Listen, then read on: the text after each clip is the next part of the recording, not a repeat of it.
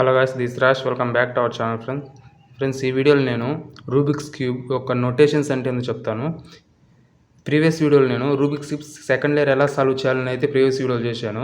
ఈ వీడియోలో అయితే రూబిక్స్ క్యూబ్ నోటేషన్స్ అంటే ఏందో చెప్తాను. ఎందుకంటే నెక్స్ట్ మనం చేసేది థర్డ్ లేయర్ కాబట్టి మనం థర్డ్ లేయర్ చేయడానికి ఈ రూబిక్స్ క్యూబ్ నోటేషన్స్ వస్తేనే మనం ఫార్ములాలను యూజ్ చేసి ఈ నోటేషన్స్ యూజ్ చేసి ఫార్ములాలతో ఈజీగా అయితే మనం థర్డ్ లేయర్ అయితే సాల్వ్ చేయడం జరుగుతుంది. సో ఇప్పుడైతే నేను ఈ రూబిక్స్ క్యూబ్ నోటేషన్స్ అంటే ఏంటో చెప్తాను. దానికి ముందు ఎవరైనా ఛానల్ కొత్తగా వచ్చినట్లయితే లైక్ చేసి సబ్స్క్రైబ్ చేసి పక్కనే గంట సింబల్ పెట్టుకున్నట్టయితే నేను పెట్టే ప్రతి వీడియో మీకు నోటిఫికేషన్ ద్వారా అయితే రావడం జరుగుతుంది. ఇక లేట్ చేయకుండా అయితే రూబిక్స్ క్యూబ్ నోటేషన్స్ అంటే ఎంతో చూద్దాం.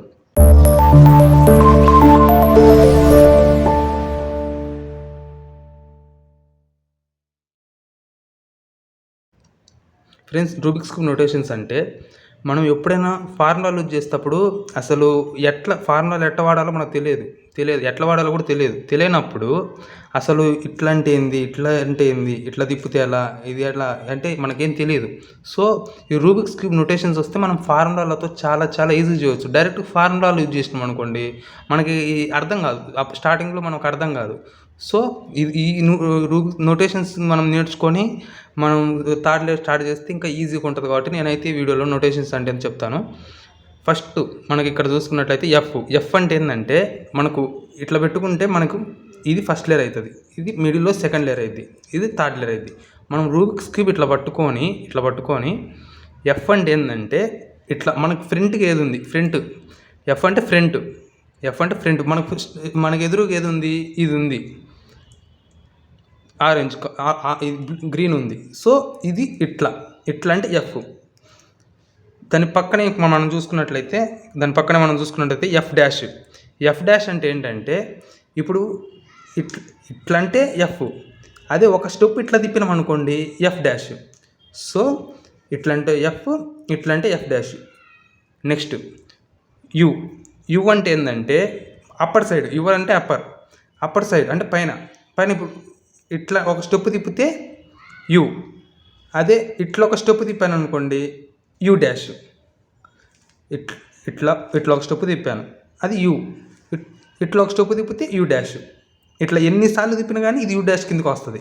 మనం ఎన్నిసార్లు ఇట్లా తిప్పినా కానీ యు కిందకి వస్తుంది. నెక్స్ట్ మనం చూసుకున్నట్లయితే ఇక్కడ ఆర్ అంటే ఏంటంటే మన రైట్ సైడ్, ఆర్ అంటే రైట్ సైడ్ ఏది ఉంది, ఇది ఉంది. సో ఇది పైకి ఒక స్టెప్ తిప్పితే దీన్ని ఆర్ అంటారు. అది ఒక స్టెప్ కిందికి అన్నాం అనుకోండి ఆర్ డాష్. పైకి ఒక స్టెప్ అంటే ఆర్, కిందికి ఒక స్టెప్ అంటే ఆర్ డాష్. నెక్స్ట్ మనకి ఎల్ ఉంది. ఎల్ అంటే మనకు లెఫ్ట్ సైడ్ ఏదైతే ఉందో, లెఫ్ట్ సైడ్ ఒక స్టెప్ కిందికంటే ఇది ఎల్. లెఫ్ట్ సైడ్ ఏదైతే ఉందో అది ఒక స్టెప్ కిందికంటే ఎల్. అదే కనుక ఇది ఒక స్టెప్ పైకంటే ఇది ఎల్ డాష్.